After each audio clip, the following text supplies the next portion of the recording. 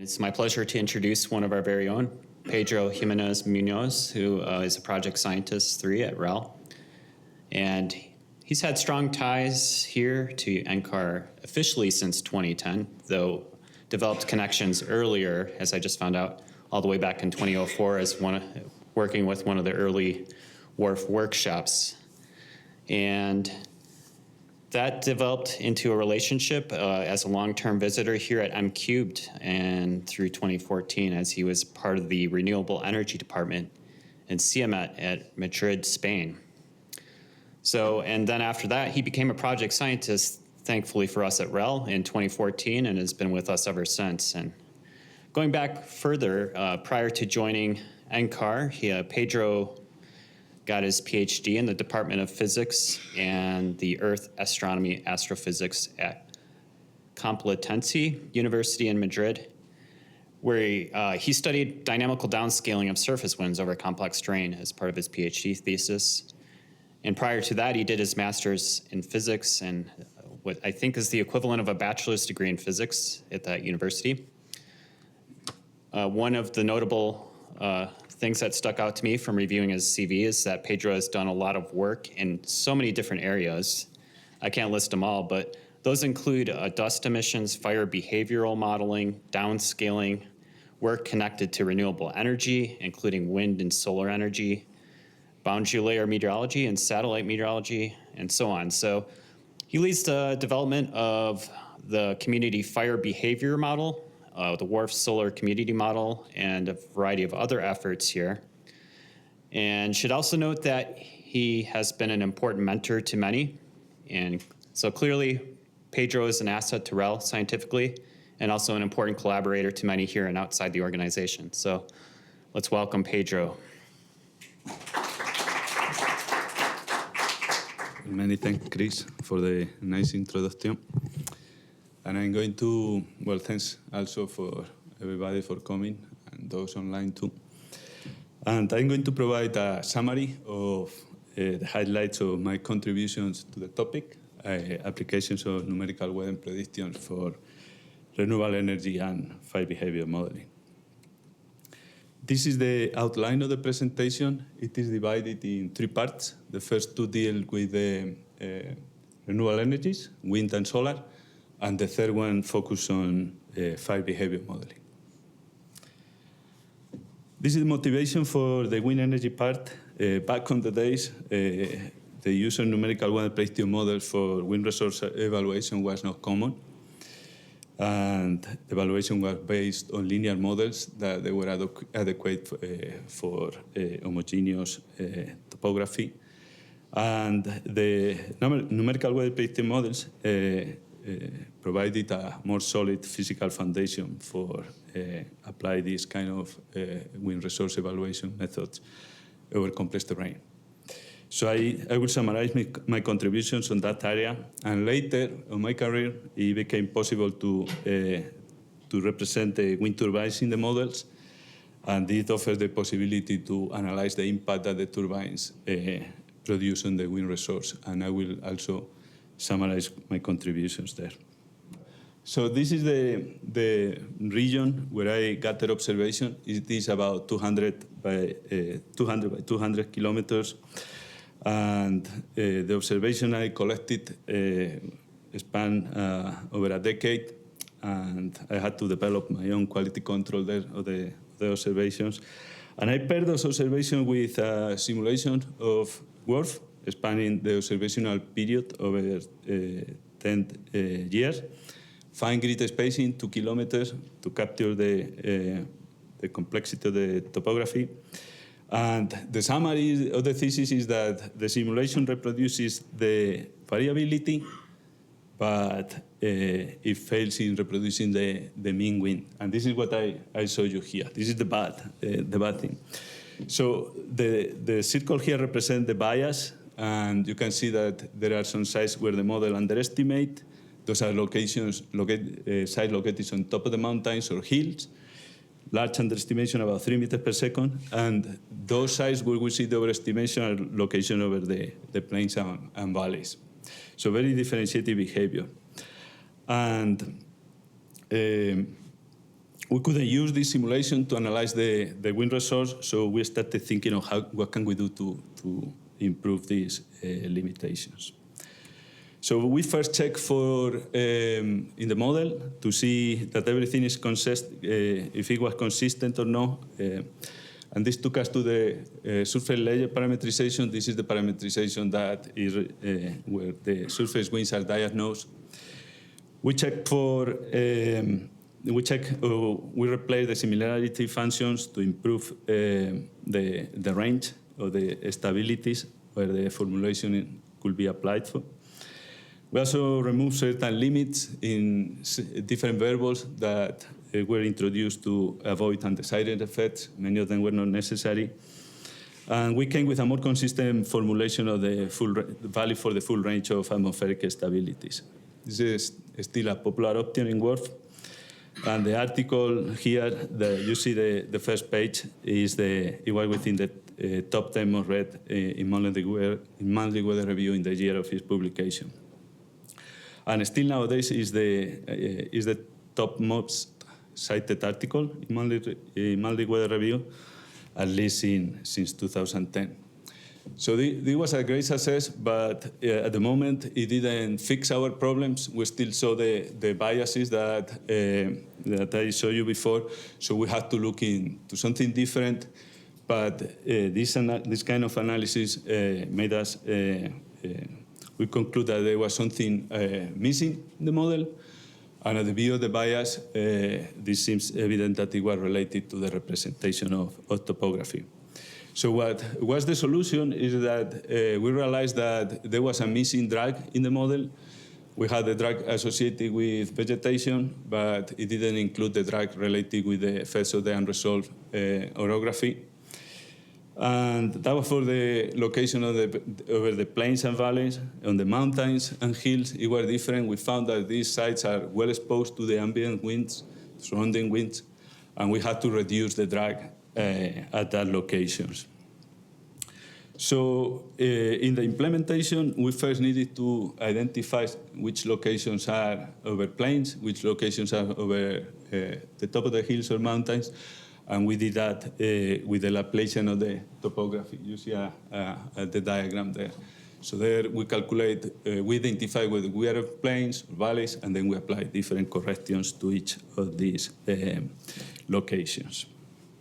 How does it work? Here you can see the impact that we see in the wind speed. On the left is what I showed you before. You see the biases, and on the right is the reduction or the biases when we apply our parameterization. You can see that the biases are largely reduced, and the mean absolute error went down from 2 meters per second almost to a bit under 1 meter per second.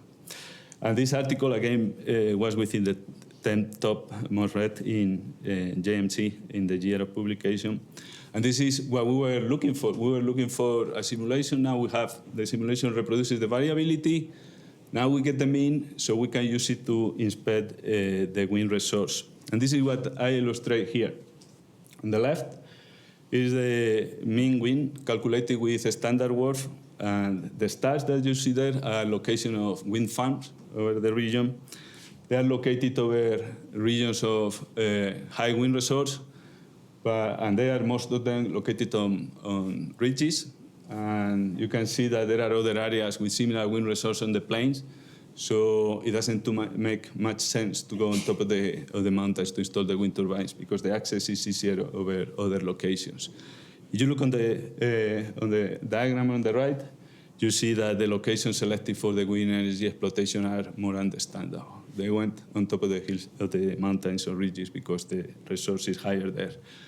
And this is not the case over the plains.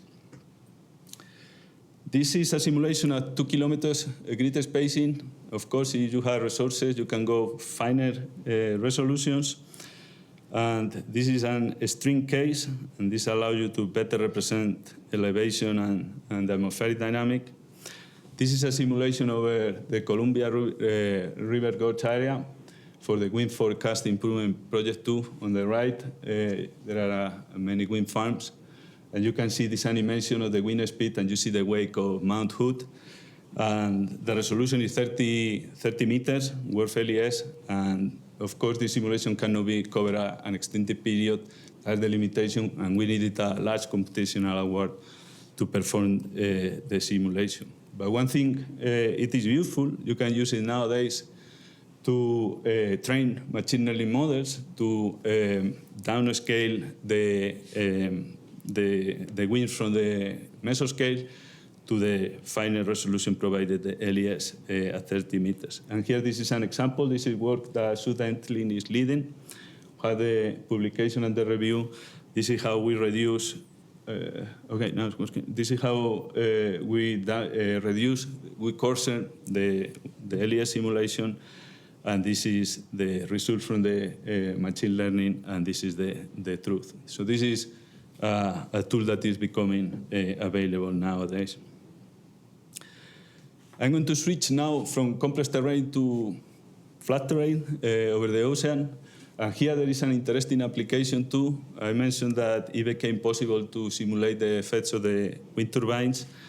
And here is an illustration why it's relevant, because there are wakes, and the wakes can affect turbines down the stream. And we need to get this attenuation properly, because it's going to affect the resource. This is how we approach the problem. We wanted to see the value of WRF with its new implemented wind farm parameterization to analyze the impact of wakes within the wind farm. And we had to develop the model to impose the characteristics of the manufacture in the simulation. And I also added the possibility to add the power production. I like that development because it's the first non-meteorological variable available in WRF. And here in the colorful image, you see an example. In this case, the wind comes from this direction. The circles are the turbines. You see the power production, how it's being attenuated as you go through the wind farm. And you even see the wake that is generated by the wind farm as a whole. These simulations, in order to resolve the wind farm, we use 333 meters of grid spacing, and we simulated for a period of 3 years where we had observations. This is an animation where you see the wakes generated by the turbines. And what I like to highlight here is that even though the resolution is very high, we are barely resolving the wakes of the turbines, as you can see here. How it compares with observation, this is the park efficiency for different directions. In red are the observations. And you can see that there is large variability, and it goes down when for those directions where the wind turbines are directly downstream of preceding ones. In green is the output from the standard WRF.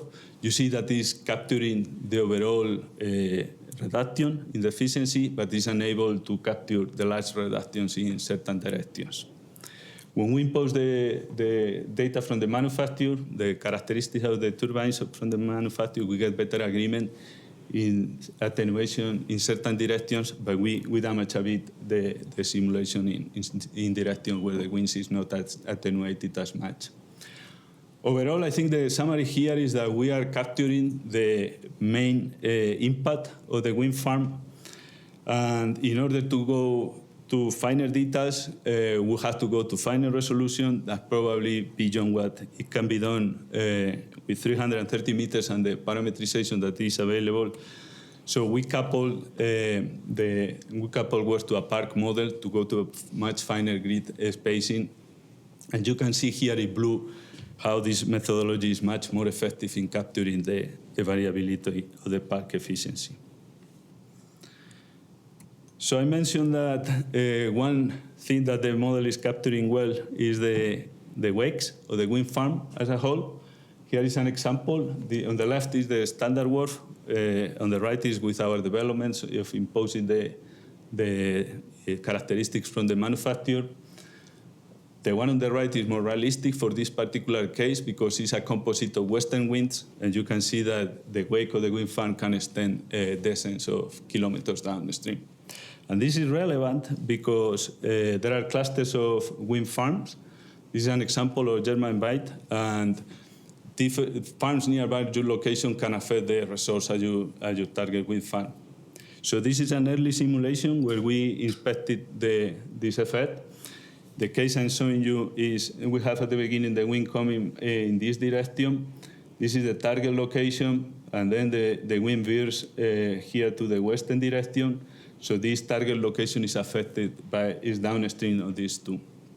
So we had two simulations, one without the turbines, one with the turbines, and you see here in the right that when the wind comes in the direction where there are preceding wind farms, you see a large reduction of the wind resource. So there's going to be an impact. This is an early simulation. Now we have satellites, we can get the surface winds, and here you can see that for this particular cluster of wind farms, you see how there is attenuation and they are affecting one another. I'm going to conclude this part of the wind energy applications with work that we did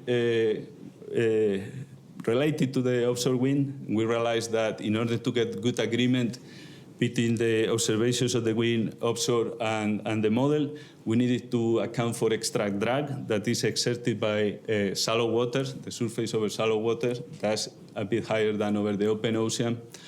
Turbines are in the offshore are over shallow water, cemented to the bottom, so this is relevant. And here is the percentile comparison between WRF and the observations, and in red is the standard formulation over the open ocean, and in blue is our new formulation. You see that is closer to the one-to-one line. And this is work that Pat is doing, testing the parameterization in the US East Coast and the shallow waters, and here you see the impact, in this case study, how it's slowing down the winds. I'm going to switch now to solar energy applications. Why is this important? Well, because there are aerosol and clouds, and those affect the surface irradiance, and we can represent them with the numerical weather prediction models. On the right are the fundamentals. We have the solar energy coming from the sun, the direct irradiance, then it encounters atmospheric matter, and the direct irradiance is attenuated and also scattered. So at the surface you have the combination of the two. You have direct and diffuse. And we need to get the two right in solar energy applications, because different technologies can exploit either the two of them, the case of PV, or just one of them, the case of concentrated solar that can only exploit the direct. So I'm leading the developments of the World Solar Community Model. We started a decade ago or so, and the model are upgrades to WRF to provide an appropriate numerical framework for solar energy applications. And the first version of the model focused on improving the interaction between the clouds, the aerosols, and radiation. And in this way, World Solar became the first numerical weather prediction model specifically tailored for solar energy applications. These are the developments, not going to too much of the details, but we implemented a parametrization to impose the aerosol optical properties. Then in the clouds to aerosol feedback, we borrowed the aerosol-aware microphysics and connected with radiation to get the aerosol direct effects. We implemented a parametrization that it was pioneering on inferring the impact of the unresolved clouds on radiation. And finally, we implemented also a fast radiative transfer model to get estimation of the irradiance at the surface every time step of the model. The next slides, I'm going to show you some highlights of this work. This is the improvements of standard WRF versus World Solar for clear sky. The improvements are large. This is for the 7 sites with higher quality in the observations. It's difficult to measure the direct and the diffuse irradiance. And you can see that at all the sites, we get improvements about 50% for the GHI, and even 60 or 70 for the other components of the radiation.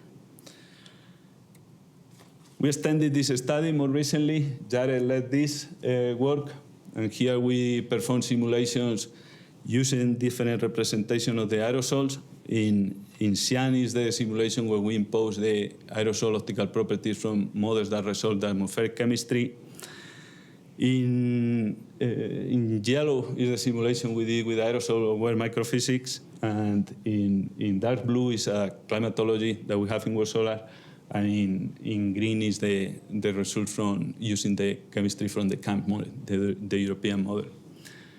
This is what I showed you is the mean absolute error on the left of the directed radiance. It's very sensitive to the aerosol load, and there are 2 day times. This is a 48-hour simulation spanning a year. And you can see that the best results are obtained by a GeoF5 model, which shows the potential of the models that resolve the atmospheric chemistry bring to this particular application. Closely followed by the aerosol-aware microphysics, and that's because it's also based on a climatology from the same model, GoCart. And on the right is the bias, and again, you can see that GeoF5-driven simulation is the one that shows the best results. We extended the aerosol-aware parametrization in a subsequent study. We didn't have smoke because we were missing black carbon, and here I will show you how this is important to account for the smoke for solar energy applications.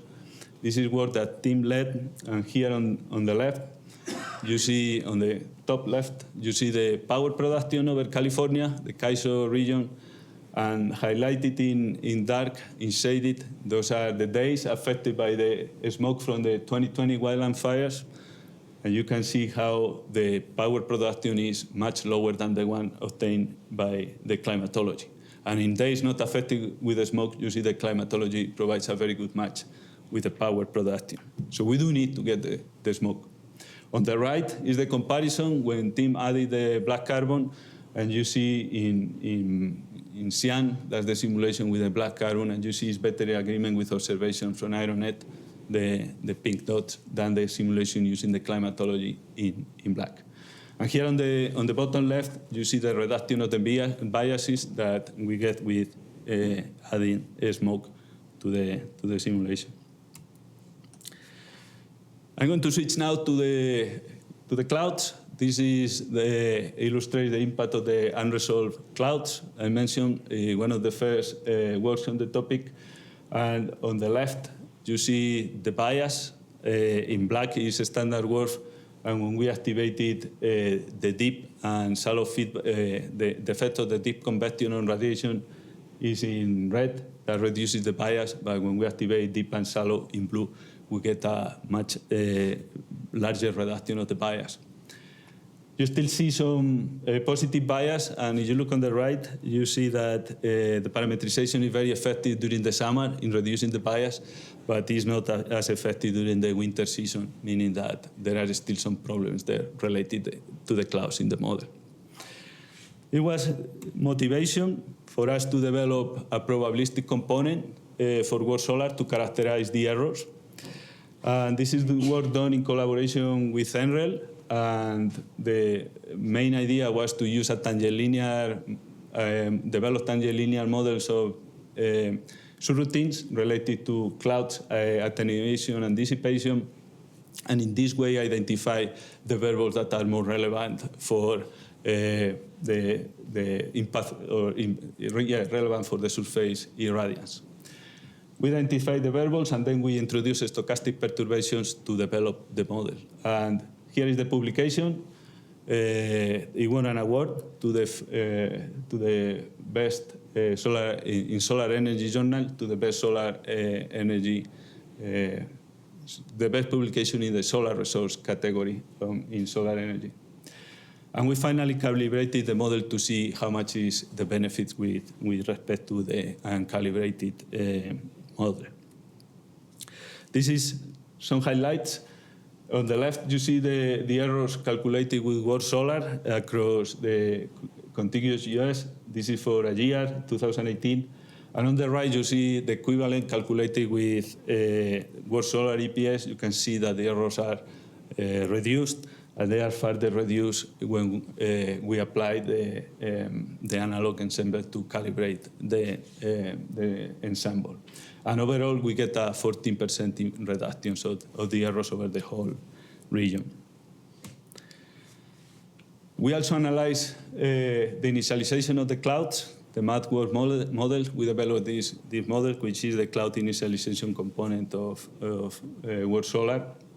And we developed this based on our work with MADcast. That was an outcasting system that used the satellite information to locate the clouds and calculate a cloud fraction that it was adverted and diffused by the model. We typically saw in MADcast in red there errors growing linearly as a function of the lead time. But at the beginning of the simulation, it was better than WRF-Solar, and that's because of the satellite initialization. But then the errors of the two models cross because of the better physics of WRF-Solar. So in MAD-WRF, we combine the strengths of both models. So we have one component, the one I emphasize on the right, on the bottom. This is the MAD-WRF passive, where we use the satellites to identify the hydrometeors instead of the cloud fraction, and then we advert and diffuse the hydrometeors. That's the passive mode. These hydrometeors, we call them fake hydrometeors. We use them in the active mode, which is the other component where we, at the beginning of the simulation, the first hour typically, we nudge the result hydrometeors to these ones, because the fake ones don't disappear, and we're informing the result hydrometeors where to develop the clouds. That was the idea. This is how it turned out. When we ran the demonstration, we developed the model, we ran it. It's in close agreement. You see the MAD-WRF passive with errors growing linearly, and WRF-Solar errors are larger at the beginning, and eventually they cross the lines, the errors. And in green is our MAD-WRF model. You see at the very beginning of the simulation, the first hour, we're very close to the passive component. The nudge is very effective in reducing or improving the errors of WRF-Solar. Then we let it go after 1 hour, and you see that we are losing some clouds. The errors goes high, but there is a differential. You see at the end of the lead times that I showed you here, how MAD-WRF is, the errors are lower than WRF-Solar, even at these lead times. This is my last slide for the solar part. This is work that we did to analyze the impacts of soil moisture on the air radiative balance through modulations of dust emissions. And we use retrievals of the soil moisture from the satellite SMAP in this project. And there are two questions that we were asking. First one is, it's very technical, is what is the added value of imposing the soil moisture in the simulations? These are working simulations using the GoCar model to improve the dust emissions. Here on the left, I show you the improvements of the retrievals versus a WRF simulation. You see that if blue improves, the satellite is better, and you see that over Western US it's mostly blue. This is because WRF has a wet bias on the west. And the yellowish regions are the regions that can emit dust, and we clearly see the satellite provides added value, and we should expect to see an improvement in the dust emissions simulations. We indeed saw that. The improvement wasn't as large as we thought, and that's because we identified certain aspects of the dust emission parameterization that should be corrected. On the right is the topic of the slide, the soil moisture impacts on the dust radiative effect. And on the y-axis is the soil moisture impact that we quantify by running a range of simulations with different soil moisture anomalies. And the lines represent the radiative effects, the dust radiative effect at the top of the atmosphere, the surface, and the atmosphere. And the x-axis are different levels of emissions. The region highlighted in gray is the one that matches better the observations.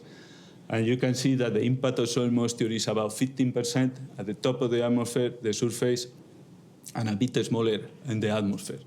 So this is the first time this has been quantified. So non-negligible impacts of the soil moisture on the dust emissions.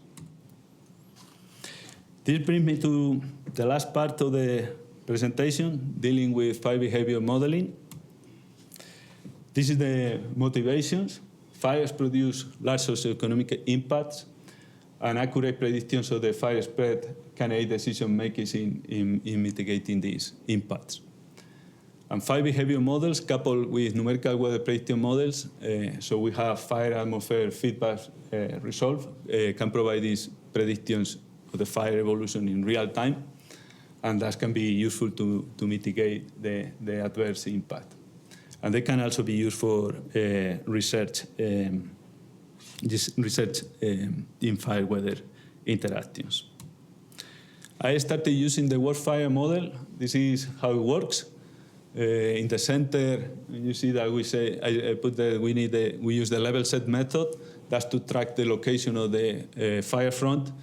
It's a standard methodology used to track the location of interfaces, and you need to solve one partial differential equation. Then we have the rate of spread on the left is parameterized based on the fuel characteristics and elevation and near surface atmospheric variables. So we know where the fire is located, we know the rate of spread, we have advanced the fire location, and we ignite new cells at the pass of the front, and the heat release, moisture release is also parameterized. And in this way we affect the atmospheric evolution, and we have the coupling of the two components. This is an animation that Domingo created when we were working in the development of the Colorado fire prediction system. You see at the beginning of the simulation, this is the smoke, and you see how it goes to higher levels in the atmosphere. That's because the atmosphere is daytime, so it's unstable. Now towards the end of the simulation, it's stable, and you see that the smoke is confined to a thin layer near the surface. So you can see that the coupling of the atmosphere and the fire in place here. And on the right is the comparison for this particular fire with observations. We see good agreement. This should be expected. This is a case with strong synoptic forcing and homogeneous fuels at the surface, but still is reconforting to see the agreement between the observations and the simulation. Early on our work, we realized the importance of initialize the fuels characteristic properly, and we're starting working on retrieving the life and death fuel moisture content from satellite retrievals. On the left is the standard approach back in the days, which was extrapolating observations. You see that it provides a smooth field of the fuel moisture content. And on the right is what you can get with the retrievals, and you can see that you get finer granularity in the fuel moisture characteristics. The methodology that we use is we train regression models based on machine learning, and the predictors are the output from numerical weather prediction models, near surface variables, and retrieval from the MODIS instrument. This provides retrievals 1 time per day at the overpass of the satellite during the daytime. And well, we forgot to mention, this work won an award, the modeling component of the Colorado fire prediction system and the machine learning-based retrievals. The 2022 High Performance Computing User Forum Innovation Award for work on wildfire predictions.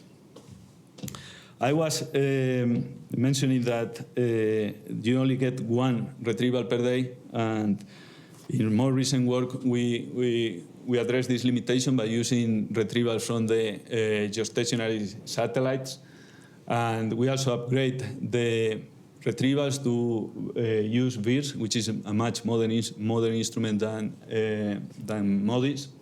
And here in the slide I highlight the relevance of having intradiurnal retrievals of the fuel moisture content.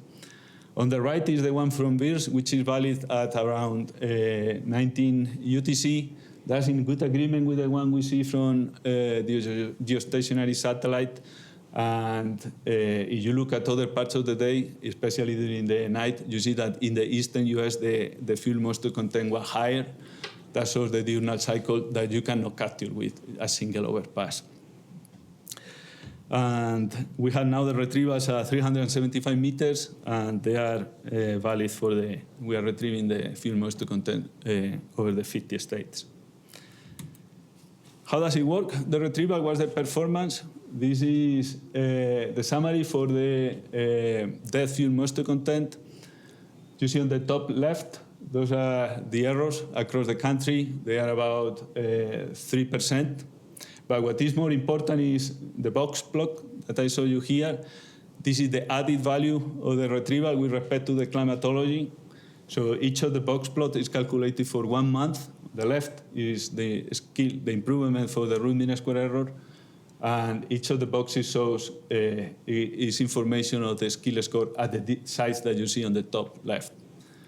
It's very systematic across the year, the added value, about between 25 and 50% in terms of the root mean square error, and larger than 80% in terms of the coefficient of the determination. At the bottom is the sponsor JPSS is considering going into operation with the retrievals, so we can quantify for them the added value of the retrievals with respect to prediction just based in the numerical weather prediction model. And you see that the improvements are about 25% for the mean absolute error, the root mean square error, and a larger 44% for the coefficient of determination. This is done in collaboration with CISL. John Schreck here trained the models. And we are running a demonstration of the retrievals 2 years from now. Here is the team, this collaboration with NOAA 2. Here is a picture of the team celebrating the 2 years of the retrievals. And on top right, that's the performance of the retrievals across CONUS. You see it's in agreement with our research part. And in blue is the mean absolute error, about 2% across the country.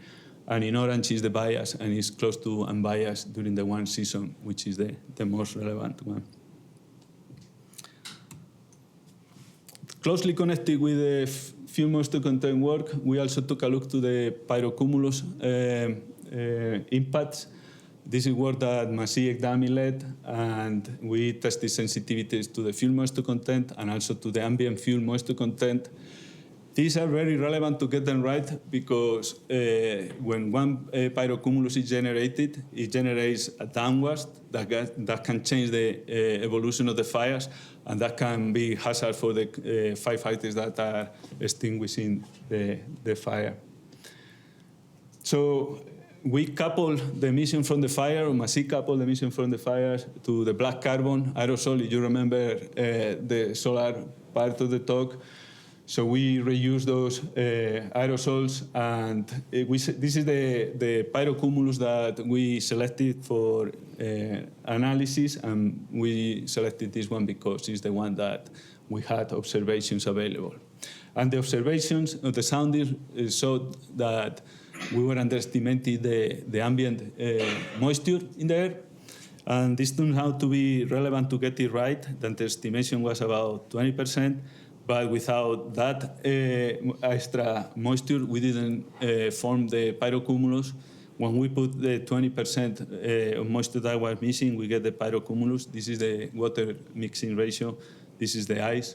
And you can see here on the right that the pyrocumulus also affects the smoke distribution because it is lifted to higher levels in the troposphere. And there was a clear impact also in the burn area and the intensity of the winds. During the last years, I've been working in a new model, the Community Fire Behavior Model. We developed the model to provide a fire behavior model to UFS, known as forecasting model. In its first version, we closely follow WRF-Fire methods, and that's to check for consistency of our implementation, that we do the thing right. The coupling with the atmosphere is done via the Earth System Modeling Framework libraries. That's how UFS works and couples the components. And this requires having the fire code isolated in what is called National Unified Operational Prediction Capability to NUOPSI. And you see here the coupling in UFS, how we have UFS has the different components and they are connected by ESMF libraries. This is collaboration with CGD. Dan Rosen here, he's the leading software engineer of the model. We have very clean code, self-documented, and it conforms to modern standard engineering standards. And what I emphasize here is the first interoperable fire behavior model to couple to different atmospheric hosts. Here is the team on the right, celebrating when the model became public, and now is fully integrated in UFS, publicly available, so it's a community model. In the rest of the presentation, I have a few slides to show results for the community fire behavior model. This is the idealized case that we ran, starting from an initial line on the left. And the fuels are homogeneous, and the winds are homogeneous, everything is homogeneous. So after running the model for a certain time, we know where the fire front should be located. That's what I marked there, the theoretical solution. And the different colors, show different simulations with different numerical methods to resolve the level set equation. And the summary is the more accurate the methods, the closer you get to the location of the fire front. This is based on work we did with WRF-Fire, and it was gratifying to see we are able to reproduce it and give us confidence the implementation we did at least it doesn't have major errors. This is another case, the checking for consistency. This is a real case simulation, and the evolution of the perimeter. There are simulations with WRF-Fire and with UFS and the fire model, and you can see how they are evolving, or they show similar evolution. And again, this points that to consistent implementation of the model. On the left, you see also the consistency of the results in the time series of the burnt area on the top, and that's obviously because we have consistent winds on the bottom left between the two models. They simulate similar atmospheric evolution. We have coupled the model also to WRF, and this is collaboration with MMM, with Jimmy and Anthony. And here what I show you is an illustration of a fire we ignited at the start, and we let the model run for 26 hours, and you see the consistency of the perimeters after such a long time. Our philosophy here with the model highlight the interoperability, and we would like to foster collaborative developments between different atmospheric communities in order to mitigate the impacts of the wildland fires together. I think this is my last slide. Here I show you where we are heading in the near term with the model. And we've done some work in incorporating the impacts of the fuel moisture content in the rate of spread. So this links with our retrievals from the previous slides. This is work that Rose Olsen did. It's a performance diagram comparing the agreement of the burnt area between observations and the simulations. Ideally, for a perfect agreement, you want to be on the top right corner, and the color represents simulation for different fires. And the triangles are standard simulations where the fuel moisture content is 8%, and the circles are when we put the fuel moisture content from the retrievals. I highlighted with the arrows where the improvement in this case, or a smaller improvement in this case, and it's improvement because it's heading towards this corner. There is, however, one case where we harm the simulation. So this is early work in the area. I would like to reduce this with more case studies. The second bullet here is, ASI has been working in implementing wind adjustment factors based on so we use the fuel characteristics to identify the height of the winds that drive the fire evolution.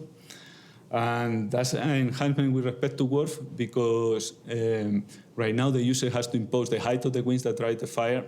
So that's a subjective decision. And it may even affect this result that I showed you here, whether we put the height of 0.5 meter or 1 meter. And finally, we're also working in incorporating the impacts of the fuel moisture content on the emissions. This is work done in collaboration with ACON, with Gwen Futan. And I show you in the right our developments to the coupling with WRF that for the first time it can output the aerosol optical depth of the smoke plumes. This is PM 2.5, and we would like to see how the fuel moisture content affects these aerosol optical properties. This brings me to the conclusions. Numerical weather prediction model provide value for wind resource evaluation over complex terrain and to understanding the impacts of the turbines in the wind resource. The World Solar model and its components contribute to better exploitation of the solar energy resources, and numerical weather prediction in combination with fire behavior model has the potential to reduce the impact of wildland fires. That's all I have. I'll take questions now.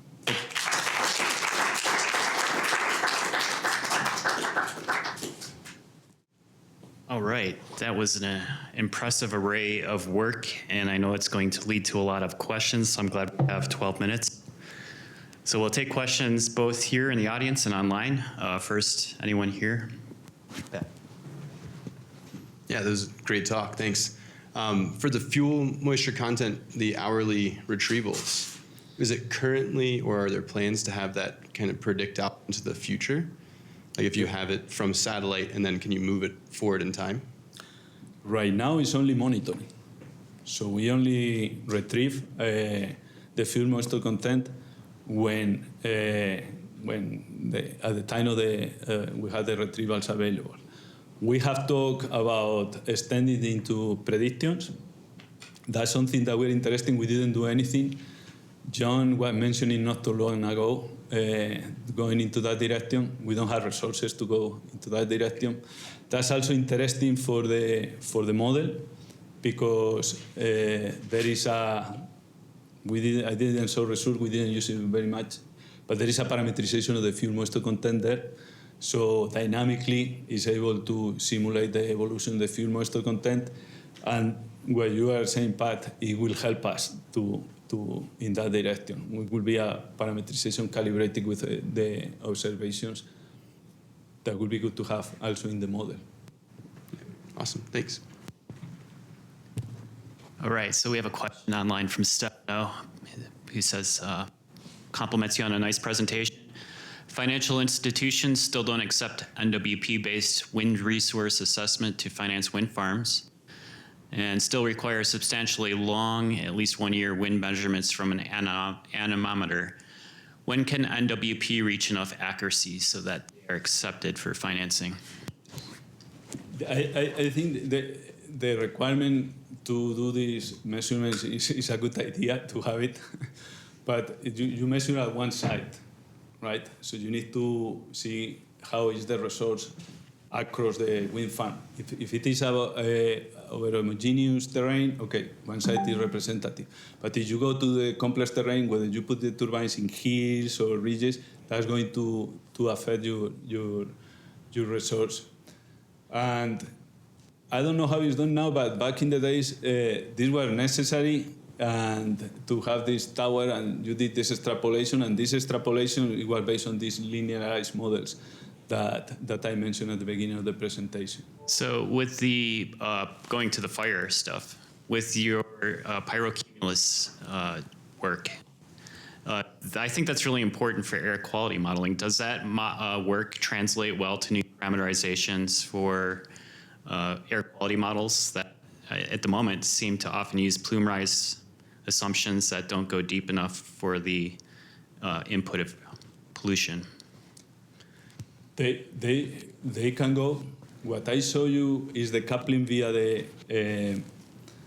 aerosol aware parameterization.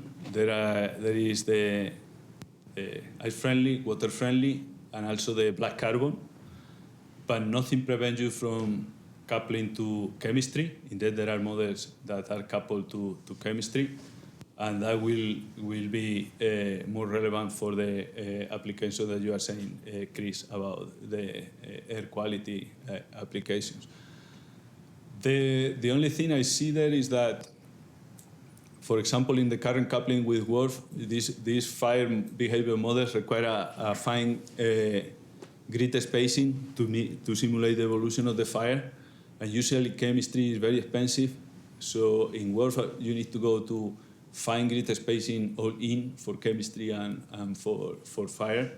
That doesn't need to be the case. For example, if we go to the community fire behavior model and we go to UFS using the ESMF library, the coupling, we can have different grids. You can simulate the evolution of the fire fine grid spacing. We are using 100 meters, and that can feedback the atmosphere that you can run it at 3 kilometers, for example. And we have a proposal on that direction out there. So let's see how it goes. Cool. Questions in the room? Okay, and then I'll get one online. Thank you. Yeah, I want to follow up with the air quality theme with the fires. So I guess first question is, have you done any evaluations more in the upper atmosphere with aircraft observations related to your fire plumes or anything? Nothing. Right, because there's an opportunity, again, with the air quality community, there's been a number of research projects, field experiments. There's an upcoming Paracumulus one to look at fire, focused on fire emissions, but they definitely get the state variables as well. So that's something maybe you could look towards. We do have proposals out there going into that direction. The first one came to my mind in collaboration with ACON, with Inspire. That would be good to be able to work on that. The only thing I'm doing with the chemistry, what I saw at the end, to try to put the modulations of the fuel moisture content in the emissions. That's the closest I've been so far. And just to let you know, I have a collaborator who's been working with WRF-Fire and added chemistry to it, and with Tim. So I'll be happy. I'll be happy to talk to. Just starting to get some results there. Yeah. All right. Thank you. Thank you. All right, Chris Castro has a question online. What are some of the new research challenges we'll face going to wildfire prediction in the wildland-urban interface, given that's where some of the most urgent risk concerns are right now?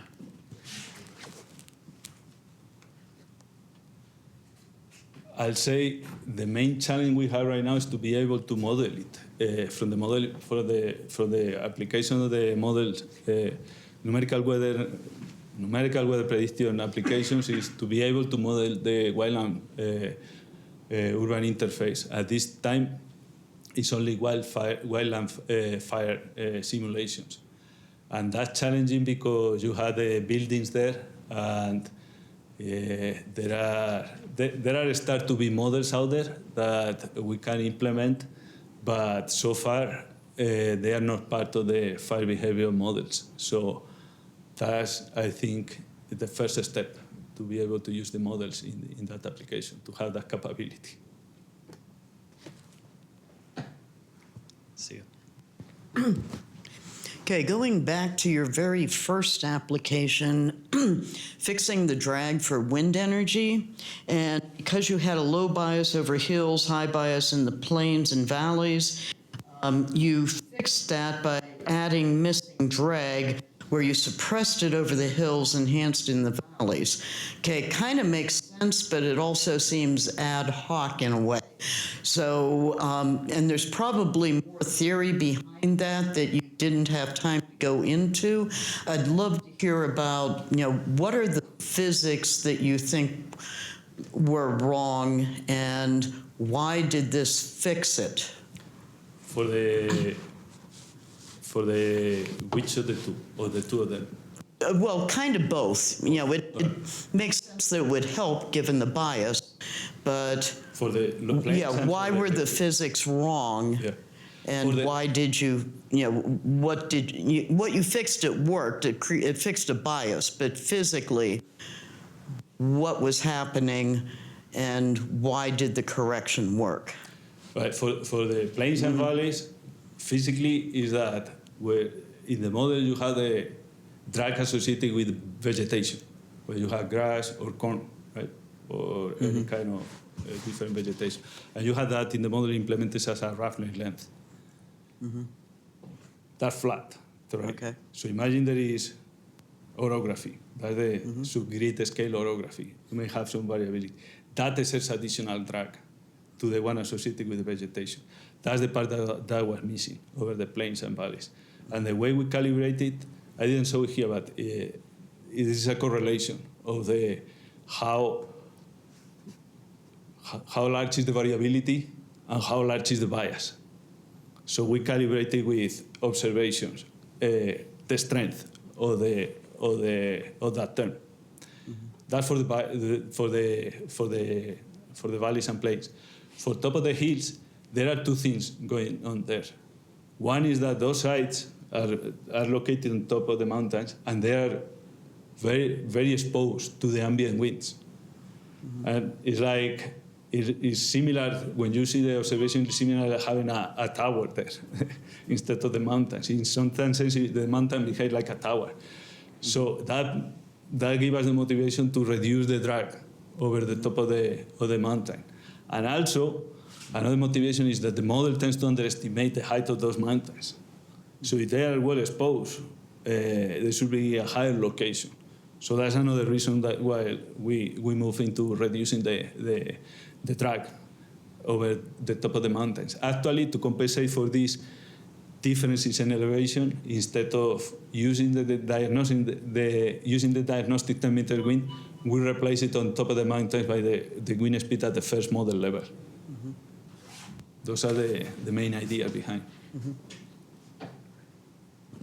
So regretfully, we're down to 2 minutes left, so I better go to this online question from Daniel Numati.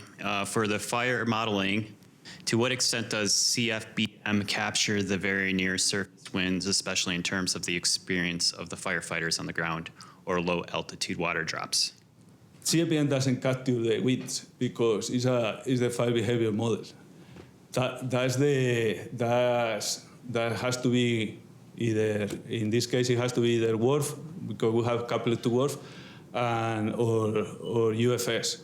UFS have less experience, but if you look at, if we recall the beginning of the presentation related to the wind energy, and my thesis and the errors that you see there, we see that with the correction that we develop, is capturing the winds reasonably well, I'll say.